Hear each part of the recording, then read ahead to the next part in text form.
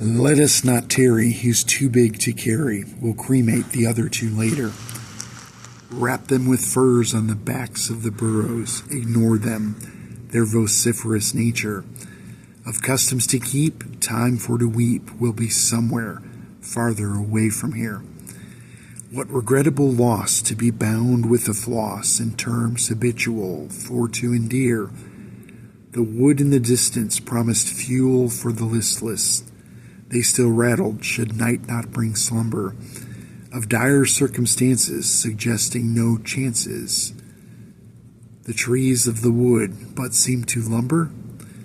Lumbering trees, what shade-born unease, grotesquely begnarled, be you advised. Darkened enchantments, glutinous decantments, most dire sap would surely arise.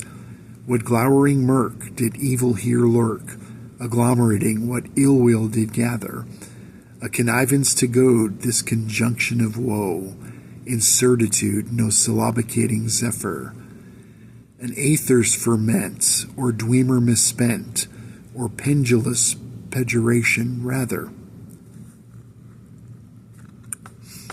Of dire inclination, this peripheral perturbation, of malice, this endoplasmic lather, a smut in the trees, this shade-born unease, no snarl for the wind to deride. With two glowing eyes, a shade I'd surmise, our course for the wind to decide. Anywhere but in there, for that ain't no bear, enter not I that would on a dare. We'll skirt to the left as we make for the cleft, no scare for to share, we shall dare. Behind us now stood that white of the wood, embossed in low shadows of twilight.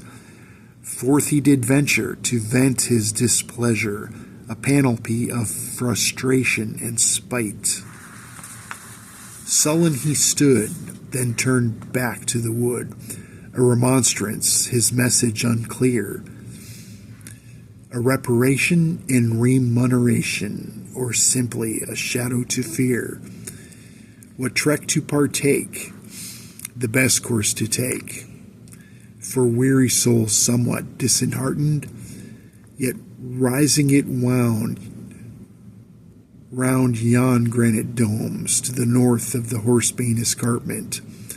Atop the plateau green grasses did grow, which carpeted the slope's gentle rise, which wove in between the mounds yet unseen, behind the near face of momentous size. Seems flat from a distance, what vague false appearance of sunlight atop forest canopy would tangle below at ground level grow, neath umbrella all gnarled and thickety.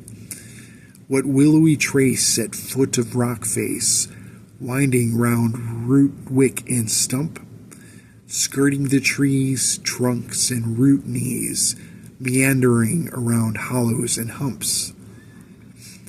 With meadows behind in single file line, they wound up the path of ascension, for loss of good time through tangle and vine, with murmurs and silent dissension. In softly lit dell this night they would dwell, beneath cover of the wyvern hide tent, near foot of rock face at precipice base, the pavilion and fire pit went. End of Book 3.